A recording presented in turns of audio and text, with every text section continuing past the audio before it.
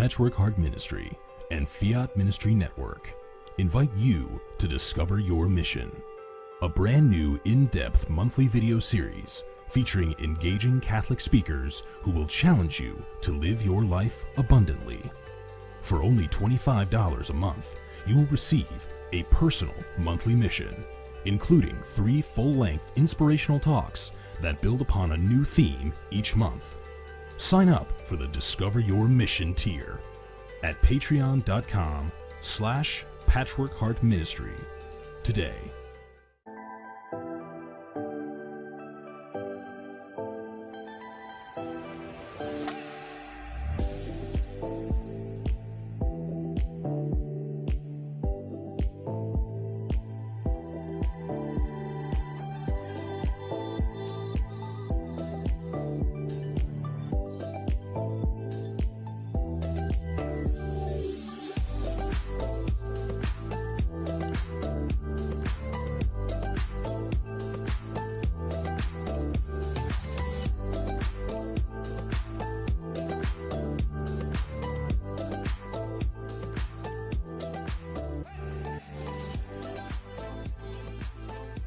Fiat Ministry Network and Patchwork Heart Ministry present Journeys in Faith.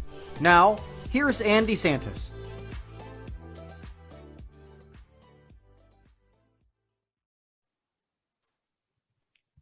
Hi, and welcome to Journeys in Faith here on this Friday evening on Fiat Ministry Network. Thank you so much for joining us.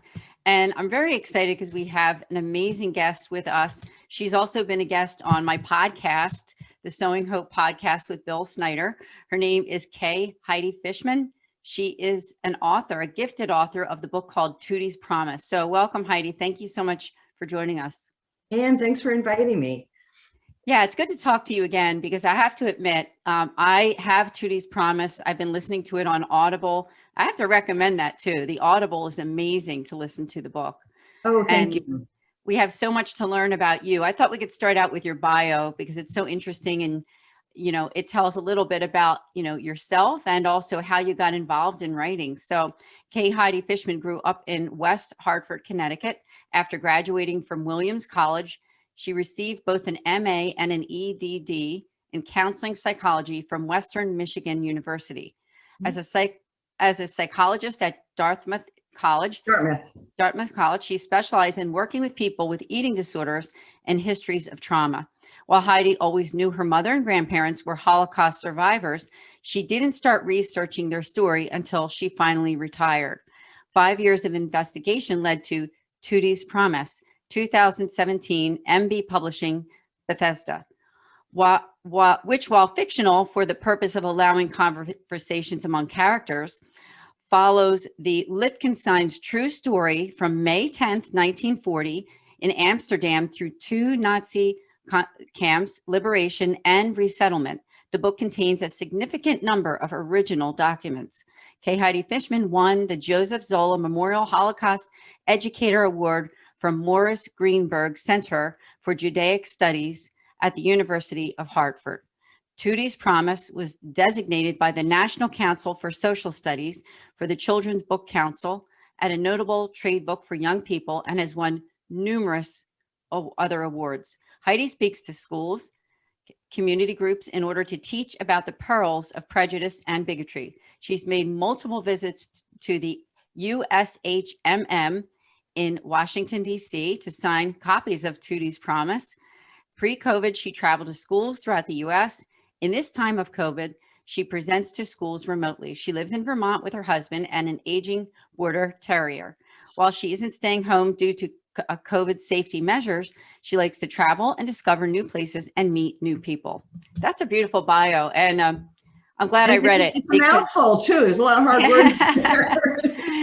Yeah, but I think it's important, especially somebody like you, not only who has like a fantastic background in the educational field in psychology and in research, but then the fact that the idea of this book, Tutti's Promise. So why don't we start out with, for people who are just tuning in and thinking, I want to get that book. I already know I want it. So if you can tell them a little bit about the book to start out and where they can purchase it. Okay, so the book is Tutti's Promise. It is a story of what my mother and her family went through during the Holocaust. And I really wrote it, gearing it towards middle grade students was my first and most important audience. But, ages 10 and up is fine.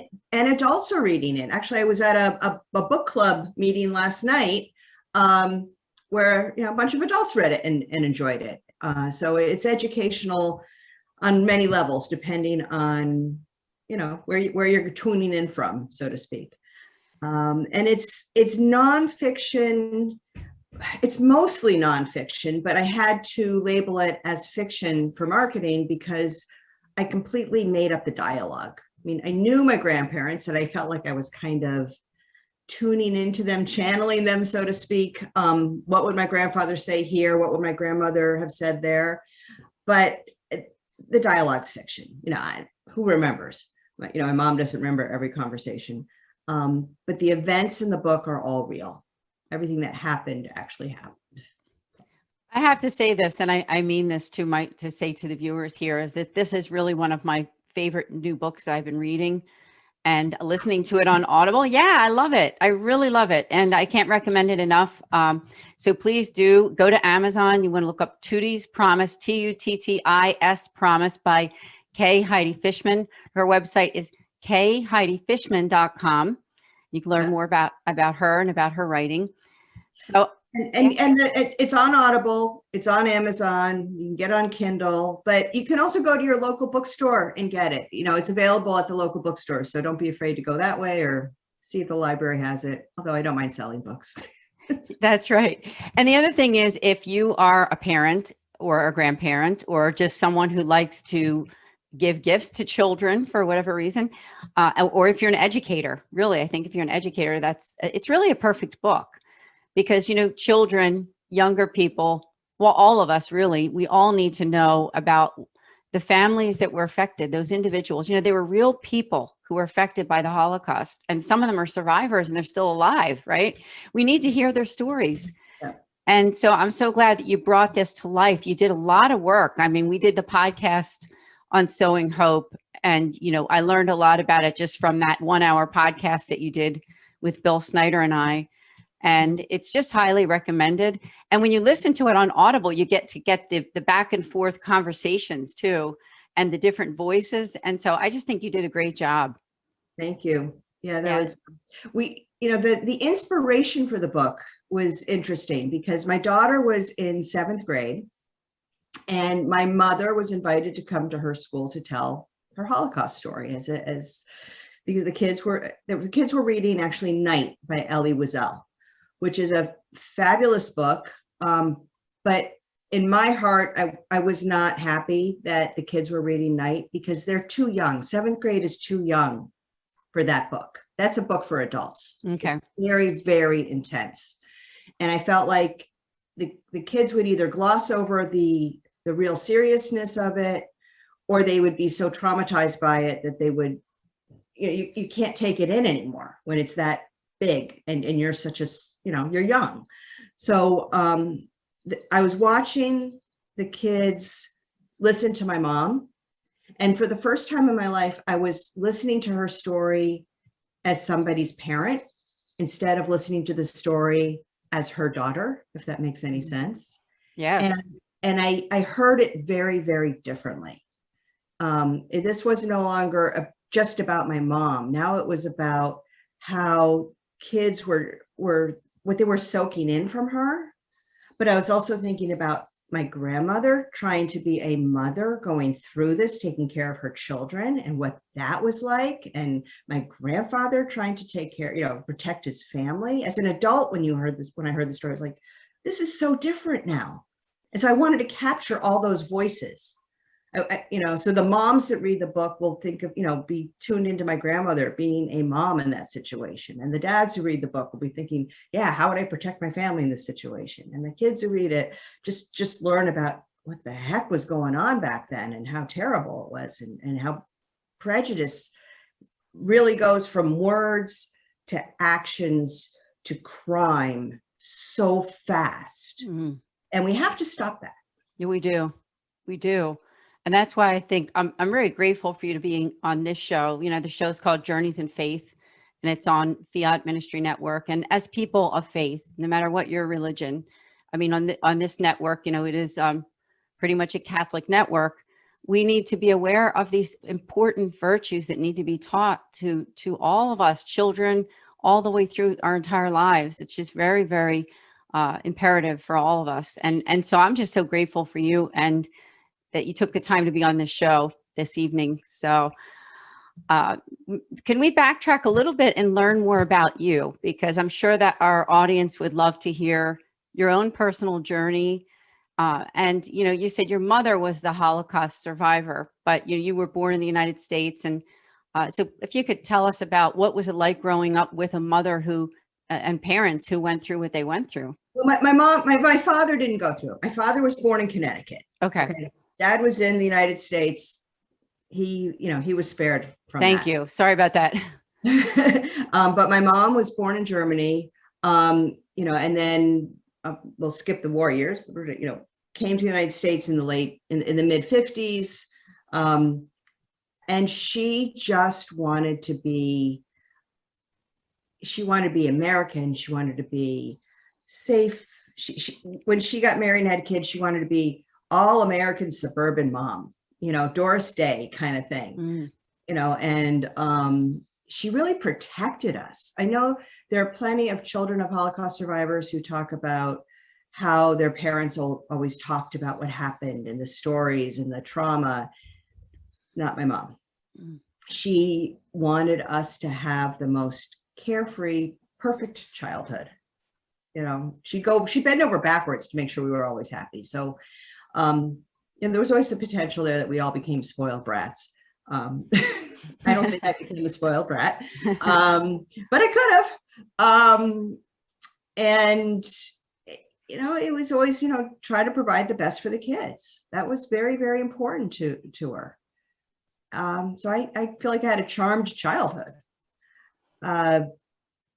She was protective. Very protective of you. Very protective. And if I asked about what happened during the war, she would answer questions. She would tell me, but they were always very sort of matter of fact, no big deal. And then move on to, what should we make for dinner, or, some other topic. And she really made me feel like it wasn't important. Like it was just something she'd been through. Let it go. Let's live now.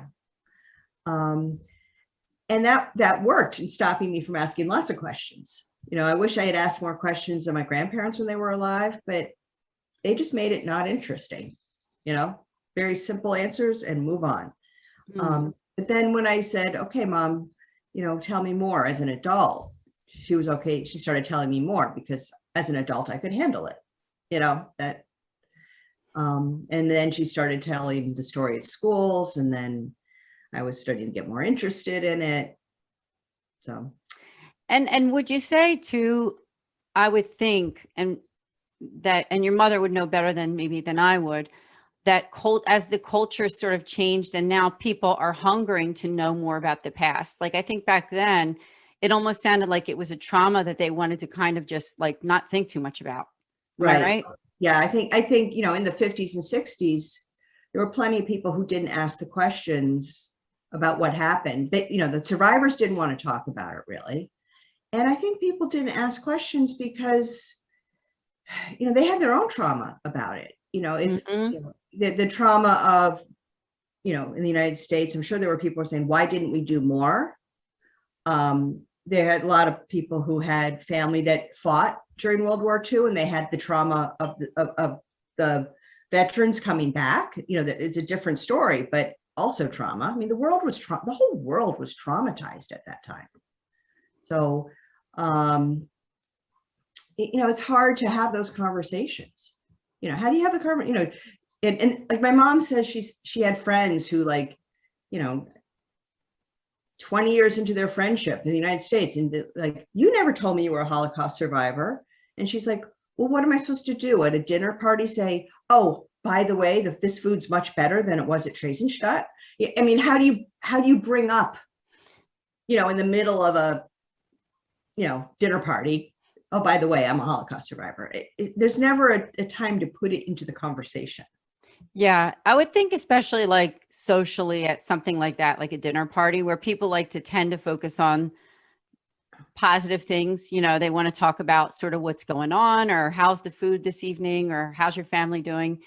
When you start to talk about really deep topics or painful tragedies, not everybody's comfortable with that whole idea of human suffering, and I think that that's a great lesson for us, all of us as humans, as how important is it for all of us to reach out to those who are suffering, either during a trauma or after, right? I mean, afterwards too. And sometimes those defense mechanisms come in when people are trying to protect themselves from depression, right? So maybe it could be partly why they don't want to discuss it too, was just that sadness that maybe can overcome. Right. They don't want to bring it up, but at the same time, they don't want to, they don't want to put it on anybody else. They don't know that anybody else is really going to understand what they went through. And I think as humans, we don't do enough reaching out to people and saying, how you doing? We do that, but do we say, no, how are you? How's it going? Are you getting through this pandemic? Okay. Are you, I heard there was something at work for you. How are you doing with that? Do we really do that enough? I don't think so. Well, I think that's one of the messages in this book that you give, without saying those exact words possibly, or maybe there is sometimes that you do instill that idea of the importance of the human relationships and being a caring individual to people, making outreach, right, to the people who feel marginalized, the people who've gone through really tragic and difficult times. And not everybody wants to touch that. So I think you did an amazing job. Thanks. And that really is part of the story of the family. I don't think my mother's family would have survived if they weren't together. They all took care of each other. There were moments where the kids took care of the adults and the adults took care of the kids, and there had to be people, they had to have their angels that were not in the situation where they were, that reached out and helped them as well.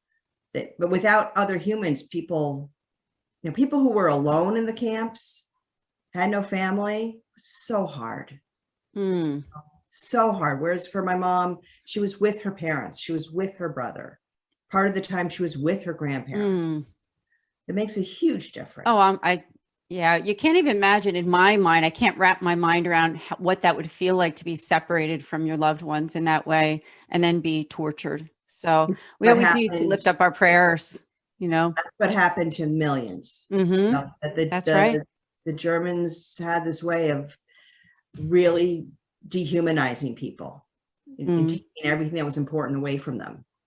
And every human life is important. Every life is important. That's right. Every single life. So I'm just so grateful to you to being on the show. So what was it like for you then, maybe when you were in your earlier years before, in that transitional time, like from growing up with your mother and learning a little bit about it, and then maybe into adult life? So how was that for you?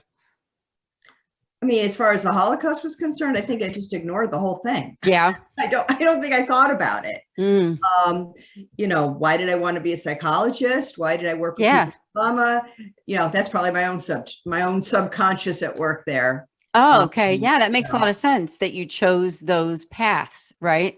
And knowing what your family had been through, even though you didn't talk about it all that much, you did go in the direction. So let's talk about also your careers, aside from your writing and what you're doing right now. I know it's in your bio. If you could tell us a little bit more about your psychology background and education. Okay. So, I went to Williams College, majored in psychology. Did I know what I wanted to do with it? Absolutely not. To all the college students out there, if you don't know what you want to do, that's okay. You'll figure it out.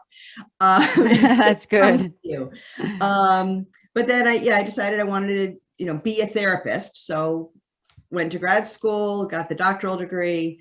And my first job out of grad school was at Dartmouth College. And I was working in the counseling center there, counseling students.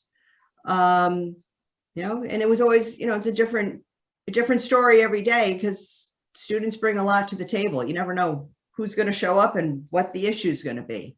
But I really did sort of gravitate towards the trauma. I was good with that.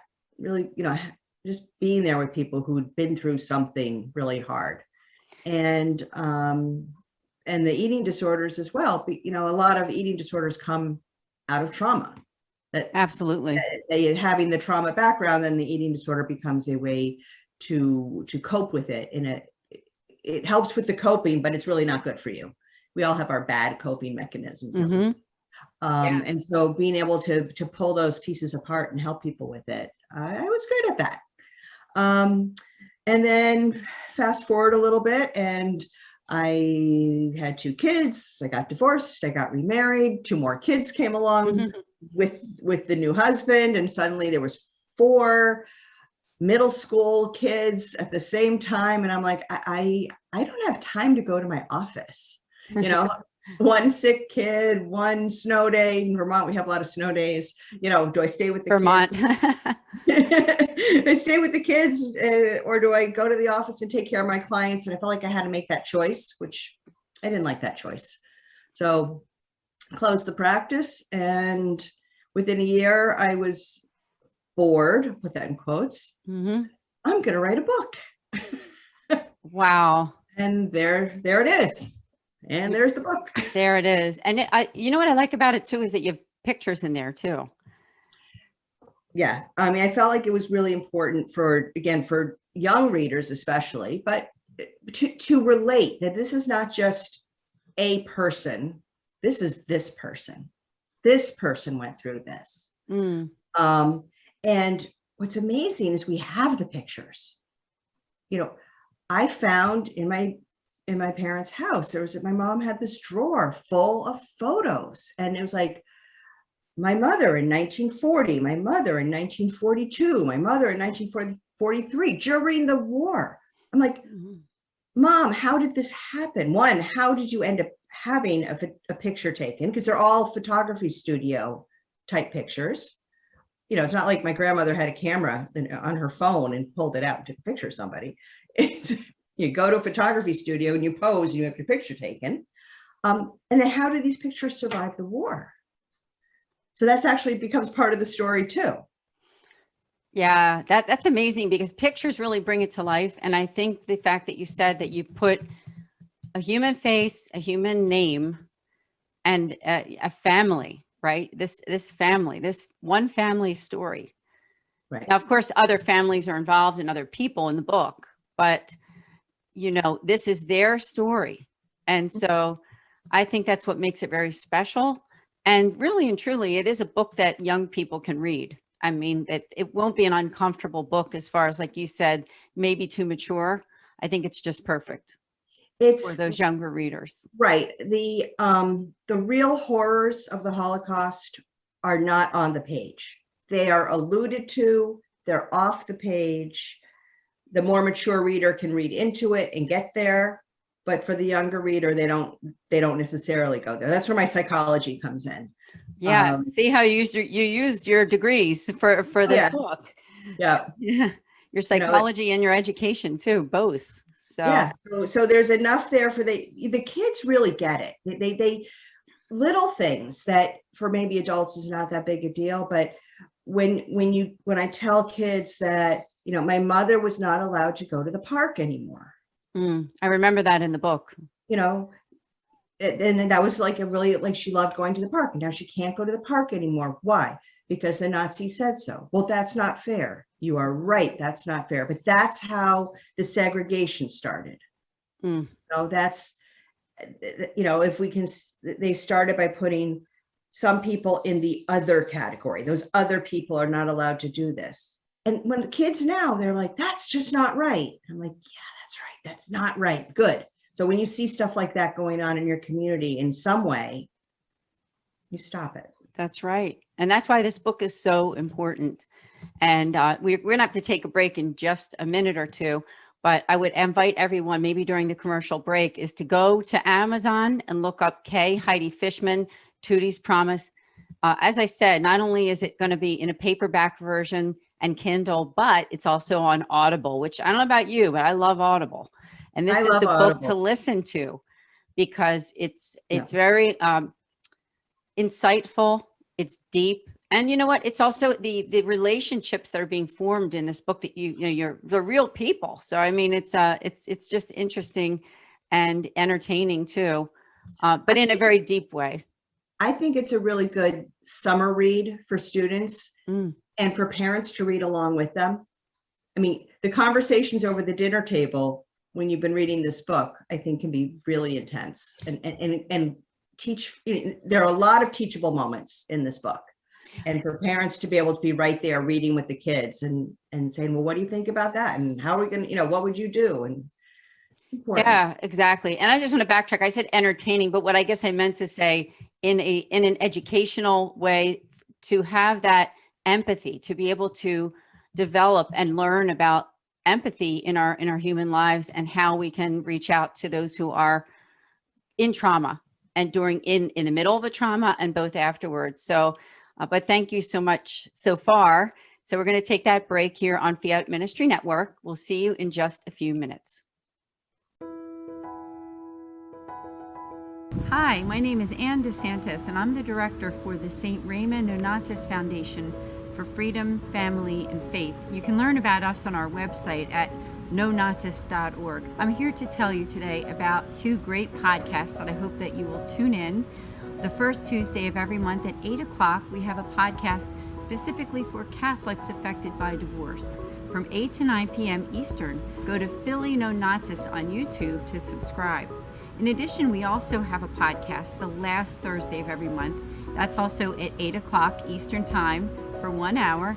And that one is for families in crisis. We have some really great guests coming up soon, so hope to see you then. Please also consider the fact that you can make spiritual direction appointments with us, with our spiritual moderator. All you need to do is go to our website on the contact form and just reach out to us. We'd be happy to hear from you and look forward to setting up an appointment. So would love to connect with you. Please share this video and let people know that we're there for families affected by divorce and also families in crisis. Thank you.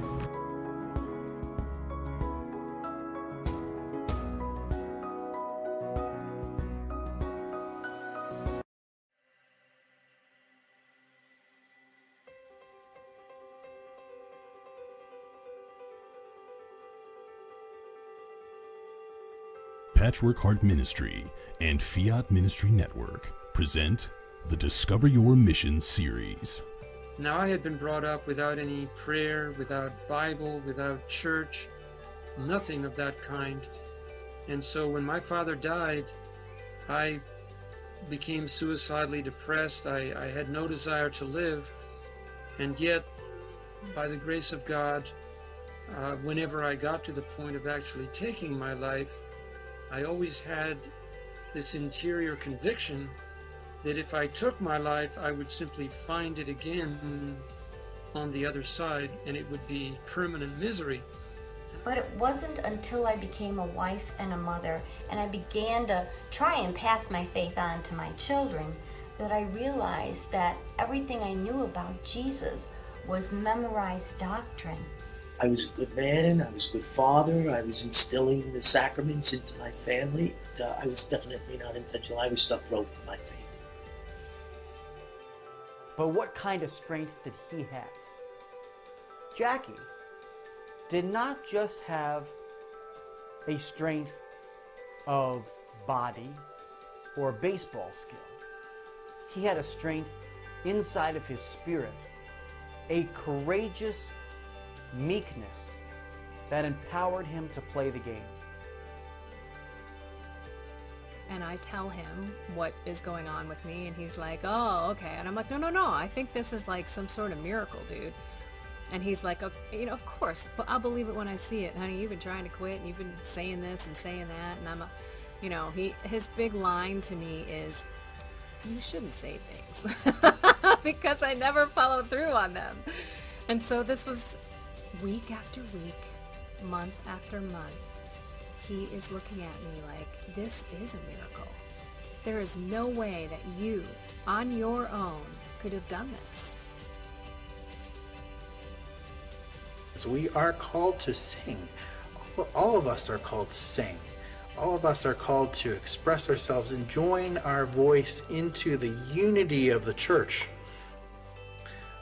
Often with my choirs, I ask them to listen to each other, to listen to the sound that they make together as one. That's what we're aiming for. Through the harmony or unison, we're aiming for a one sound. You need to decide, what are you going to participate in? Are you going to participate in the historic Christian idea of the altar of sacrifice, which is in the Eucharist, or not?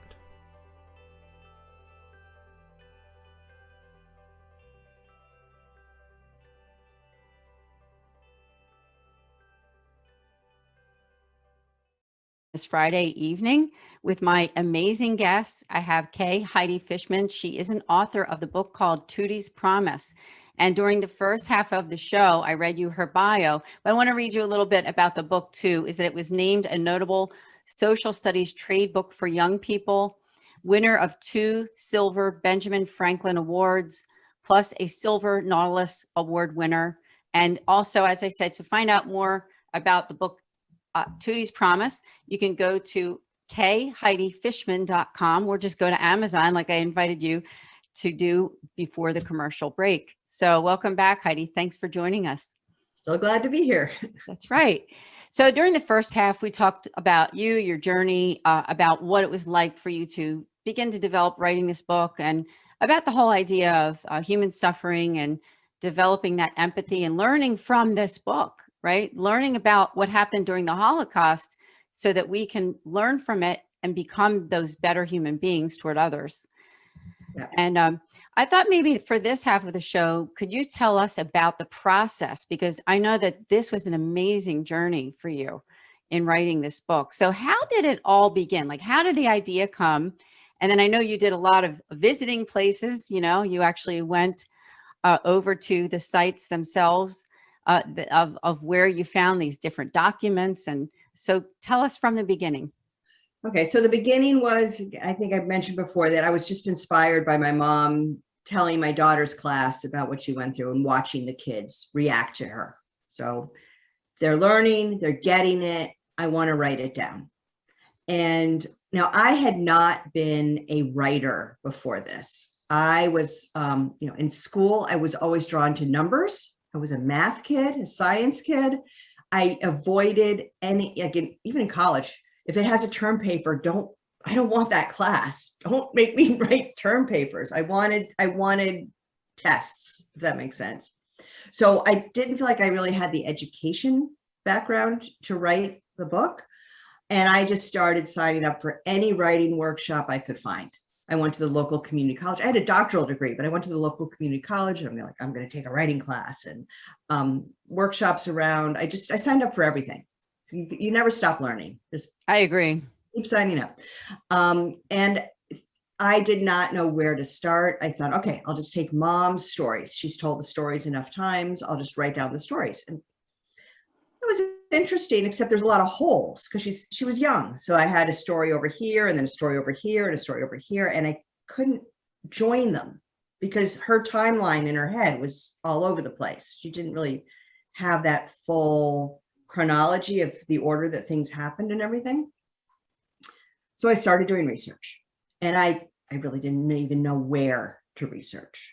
I started randomly Googling things. So, I plugged my grandfather's name into Google. Did anything come up? Go to the U.S. Holocaust Museum website, and they have archives there that you can access online, and I Google things. And the first thing that really came to light was I found a document on the Yad Vashem Archives. Yad Vashem is the Holocaust Museum in Jerusalem. And I was sort of going through their archives, lying on the couch at home.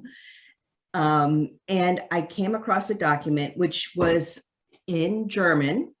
There was a stamp in Hebrew on it.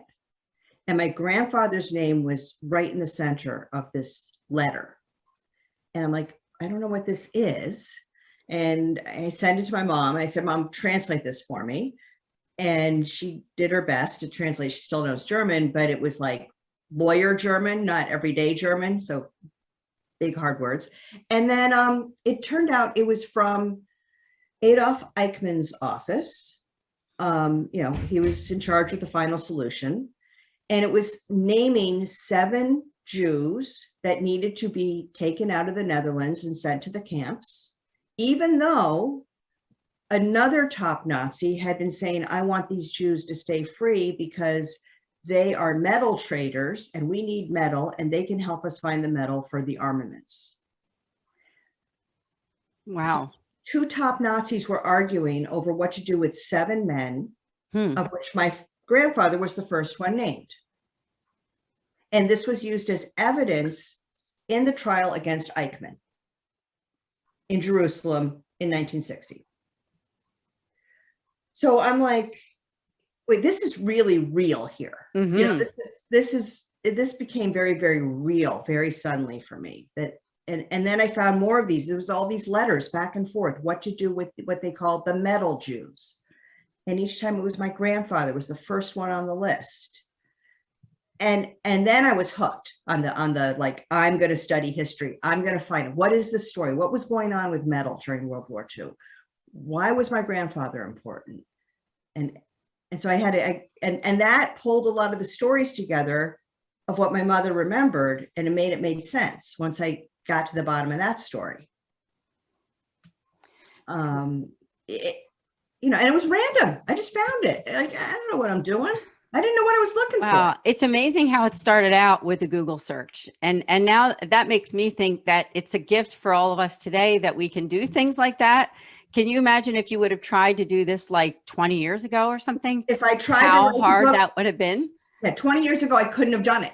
Because I sometimes I say, I was looking for a needle in a haystack, but I didn't know what the needle looked like, and I didn't know which haystack to look in. If you're looking for a needle in a haystack and you don't know what you're looking for, and you can't do it by going to a library or archives if you don't know what you're looking for. You have to ask for something specific. But the computers have just opened that up for us. You throw in some keywords and see what comes into your lap. Well, you did a thorough job. I mean, I have to say that you really did a thorough job. And so after that initial sort of like aha moment, I know that you flew over there. Tell us about some of those visits, because I remember when you did the podcast with Bill Snyder and I, there was that one moment where you were sitting in that, I believe it was like some kind of a restaurant or something, where it was the exact place that I believe where your grandparents were staying or something like that. If you could tell us about that. I went, I felt like I really needed to go to the places where this happened. You can't, if you're sitting in Vermont with the birds chirping and the green trees, you can't capture, you can't capture the atmosphere in these camps or in these small apartments where people were scared. And what if we're rounded up? I had to go to the places. What did they feel like? How big were the rooms? That kind of thing. And the hardest visit, the absolute hardest visit, was when I went to Theresienstadt, which now the town is called Terezin in the Czech Republic. Then it was Czechoslovakia. And that was the concentration camp where the family was for the last 9 months of the war. And it was the strangest feeling because the whole town was turned into a concentration camp. Wow. 35,000 people died there of disease and starvation. They were not actively murdered. They were passively murdered, if that makes sense. Unimaginable. Just don't feed them enough. And we went there as tourists and as researchers, and I had a tour guide, and, and he was like, we really need to stop for lunch before you go into the museum. I'm like, okay, so let's stop for lunch. And then he found a little restaurant, and we're sitting there, and I realized I'm sitting in this restaurant, and this was actually a barracks during the war. There were prisoners in this building starving to death. And I am now sitting here having my lunch brought to me by a waitress. And I couldn't wrap my mind around it. It was wrong on so many levels. Yeah. During the whole process of writing the book, I was also writing a blog, which is on my website. If you go to the kheidigfishman.com and you find my blog, my whole research project and the things I found, they're there. And that one, it was just, I really was speechless. It was like, when I finally wrote something, it was poetry. I don't write poetry, but that was the only way I could capture it that day. It was just, because your feelings were so entwined with what was happening before your eyes that you just couldn't put it into factual words. It had to be sort of intertwined with your soul. right. And to me, that's probably why it came to poetry. Yeah, it was the only way to express it. But it really was difficult. I went to all the places that Tutti was during the book. I was there. I went to every single place to really try to understand it. What would you say? I mean, and I know that you took pictures and things like that on this trip. What was it like as you were there? Were there any other moments that were sort of like those, really like where the rubber meets the road, kind of like, wow, I'm here, or like just aha moments, I guess? Or was it all? Maybe all of it was. Maybe every place you visited. A lot of it was. Another aha moment was one of the apartments that my mother's family lived in when they were in Amsterdam. The last one they lived in before they were taken away. And what I did was before I went to Europe, I wrote letters to the occupants. Dear occupant, I would like to see your apartment. My mother was a child. She lived here for these dates during World War II. I'd like to see what that place is like. Could I come? And every single person said yes. Did they? Every person invited me into their home. Oh my goodness. And there was a blessing. There was a young couple living there. And it becomes important. So she was white, he was black. It's an important part of the story. And so I'm telling, I'm in the room and I'm looking out the window and what was the view like and what was the architecture like. And then they asked me about what my mother went through there. And I was telling the story. And then I was so wrapped up in what I was doing, I was not paying attention to their story.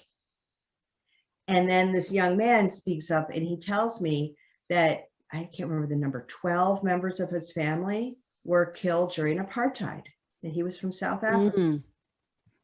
And all of a sudden I'm like, okay, there's, the trauma, okay, so here I am, I'm telling him about my family's trauma, but I didn't stop to ask him who he was. And he came from trauma. And I should have been listening more before I was talking.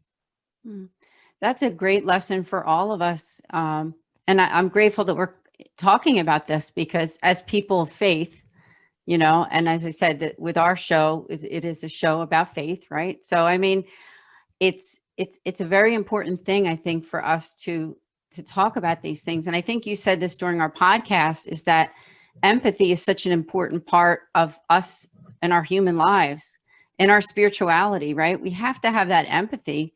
Mm-hmm. And I don't think, it's kind of understandable that we all do it sometimes. Like what you said, you didn't ask him about his own life or whatever. No, yeah. And we do that. All of us do it sometimes. We forget to think about the other person because of our own circumstances. Mm-hmm. And our own, we all have somewhat of an agenda every day of what we need to get done and what we're trying to accomplish. I was like in his house. I was like, I was a guest in his house. And I was like, that's right. That was a faux pas. That's right. But in the end, I'm sure that, the fact that you're telling me now, to me, it sounds like it all kind of like he finally shared and it all evened itself out. But thanks for bringing that up, because it is an important lesson for all of us. And I think that's a really important lesson in your book too.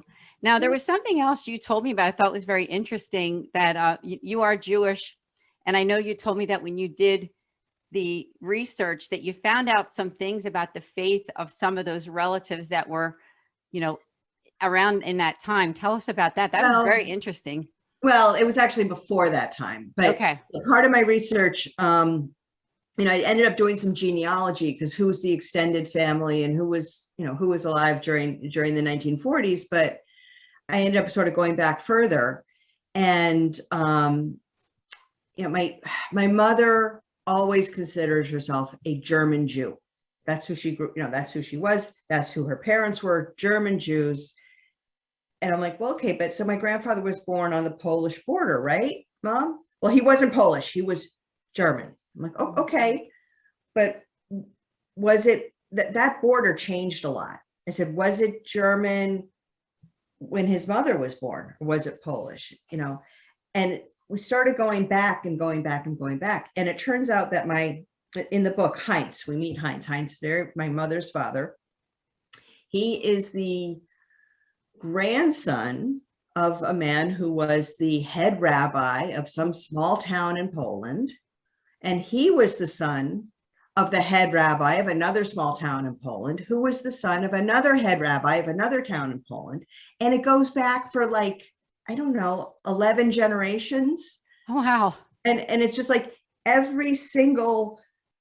it's like the family was completely religious, very religious. We're talking that I'm related to the person who wrote one of the most important Orthodox books about the Jewish laws and all the Jewish laws. There's many of them, and that's my relative who wrote that, and I'm the descendant of that person. And his name is Rabbi Joseph Caro, and it's religious. And then comes my great grandmother and my grandfather and my mother. No religion, really not. Yeah, we're Jewish because we were born to Jewish parents, but no religion. Okay, the spirituality not there. So I didn't grow up even, basically Sunday school. Yeah, unless there's really good snow, then we're going to go to Vermont and go skiing instead. So it was. I didn't have much of a religious education. But did you mention to me that your son, that he's very involved in his religion? He's practices it very much. And comes my son, who decided a couple of years ago that his religion was very important to him. And he is full on Orthodox Jewish. When he comes home, I have to make sure my kitchen is kosher. I have to buy the right food. I can only use the frying pan that's tucked away for when he's home. I can't use the frying pan that gets used. Maybe my husband made bacon in it one day. No, can't use that one. So it's an interesting thing. I'm sure, wasn't it for him too, when you found all these things out? I mean, you shared it with him. Was that a big revelation for him as well? Okay, he had sort of become religious already. And he was part of he was asking, what else, Mom, let's look. And there it was. Lo and behold. And there were so many facets to this book. I mean, so many things that you found out personally, and then to share it with other people. So thanks for sharing on that end too, because, here at Fiat Ministry Network, that's a topic that we talk about a lot, is religion, right? So we're grateful to you. Now, you mentioned something to the effect that you do talks. And right now you mentioned during the bio that you did them online, but now we're kind of coming out. I don't know in Vermont what things are like, but I know here in Pennsylvania that pretty quickly things are starting to lift. And so if somebody's watching and they would like to have you come and do something either online or in person, tell us about that. Yeah, so I mostly do talks for schools, especially I love it if the schools have, had them read the book and then they invite me to come speak. I've done everything from a classroom with 7 or 8 kids in it in northern Vermont, where the towns are very small, to a few years ago, I went to a school outside of Birmingham, Alabama, and I talked to 1,200 middle school kids at once. I'll do it. Just, in person, Zoom, Google Meets, whatever, I'll figure it out. And I think for educators, it's so important, and for younger people, but really anybody. I mean, you could do talks for, last adults. night I went to a book group. Mm. The next town over in Vermont, they read the book and they invited me to, and it was my first foray out into the world after the pandemic. We actually all sat in one room without our masks on. I was like, wow, we're all vaccinated and we took our masks off, and it was liberating. Yeah, so that's awesome. And then, so now you are traveling in the United States. So if somebody's watching and they are in a different state and would like to fly you out to talk to their school, I'm or not school quite district. sure I'm ready to get on an airplane this week, but Okay. by the fall, I'm probably okay to get on an airplane. But yeah, I don't charge people for my time. Mhm. I'm not going to make money off of the suffering of what the Jews went through during the Holocaust. I refuse to try to make money off of that, but I do like my expenses to be paid. We'll put it that way. If I need to fly out or stay in a hotel, yes, please pay for that. Well, you're spreading the message, really. It's not about making money, right? I mean, this is about you spreading this message. It's about people getting along. Mm, I'm so I agree. tired. I'm so tired of people not being able to get along with each other. Yeah, I agree with you. It's so important. And that's why this book it's coming at the right time. I mean, it's the perfect time when you think about it. It's basically there's a rabbi, a very famous rabbi. His name is Heschel. No, I can't remember his name. Okay, anyway, Joshua Heschel, I think is his name. Okay. And he basically said the Holocaust didn't start with killing. It started with words. Mm-hmm. The Holocaust started with words. They started with the propaganda and teaching kids to hate. And we have a lot of bad words in our society right now. When I say bad words, I don't mean swear words. I mean words where people are spreading hate. It's important to bring it to light, because putting other people down because they belong to this group or that group, or they're that color or that religion or nationality. And I'm just so tired of it. It's like, can't we stop this yet? Can't we stop? I mean, I don't think it's always just about the power of positive thinking, because there's a lot more to it than just that. But I think the idea is you want to lift people up, right? You want to support them. You want to accept people as they are. So, and minister to them, right? And help them when they're suffering, when they're going through stuff. Right. And so when they're trauma, right? How many traumas have we had this past year? I mean, so that's what this book, the trauma of the Holocaust, as horrible as that was, and such a major international tragedy, we can learn from it going forward, that we don't want to ever go back to a place like that. But we keep going back. Yeah. The world keeps going back there. We need to move forward in a better direction. The camp, I'm getting a little bit political here, but the camp that my mother was in, for the first camp she was in, called Westerbork, was on the Dutch-German border. It was built by the Dutch government. It was not built by the Nazis. Wow. Okay?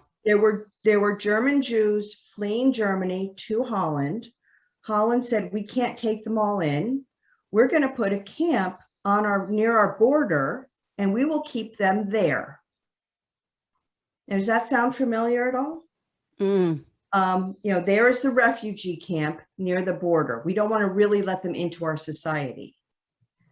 Then the Nazis found that camp and said, oh, all we need is some barbed wire, put it around the camp, and now they're all stuck there in prison. It was like, you learn so much when you didn't let the refugees in. They didn't let the refugees continue out. The boats with refugees leaving Europe that came to the United States, and the United States said no. The United States said, no, we will not let you Jews who are being persecuted in Europe, who found a way out, land on our shores. And they sent them back. The journey Wow. to St. Louis. Goodness. It's a horrible story. It We is. sent people back, and we didn't accept all the refugees that made it out to our country. Why? Anti-Semitism. It's so good that we accept that what happened back then was true, real, and it actually did happen, and never forget. So I think it's important that you're sharing all of what you're telling us, because there's a lot more to learn. I mean, quite frankly, there's so much more to learn about it. And so now, unfortunately, we're headed toward the end of the show, but you know, you're an honor, really. You're an honor for me to host on this show and on these podcasts. So I hope we can have you back again. And I just want to invite people to please do get that book, Tutti's Promise, Tuttis Promise. Go to Amazon or go to KHeidiFishman.com. Heidi, did you have any other final words that you wanted to say before we end? Well, I'm just saying, if anybody is reading the book, it's nice to also look at my website at the same time. I have little videos of my mom telling some of the stories on the website. I've got discussion questions. If you're homeschooling and you want to have discussion questions to go with the book for your kids, that's helpful. More pictures, more documents. There's a lot of information there. You did an amazing, I really mean this. I mean, and I say it is one of my favorite books. I love listening to it on Audible. So please get it. You know, if you have Audible and you have the app, get Tutti's Promise. And also go back if you can and listen to the first podcast that we did on Sowing Hope on Patchwork Heart Ministry, because you shared a lot of things on that podcast that we might not have touched on this one. So I just invite people to do that. So Heidi, again, thank you so much. Thanks for having me. And God bless everyone. We'll see you here next week on Journeys in Faith.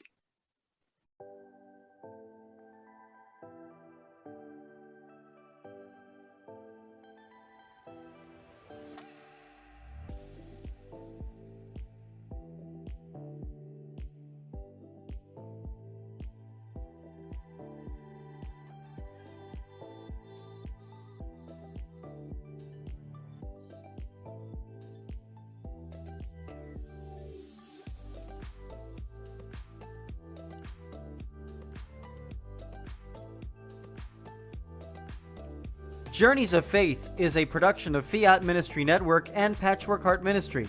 For more information about Journeys of Faith, email info@fiatministrynetwork.tv.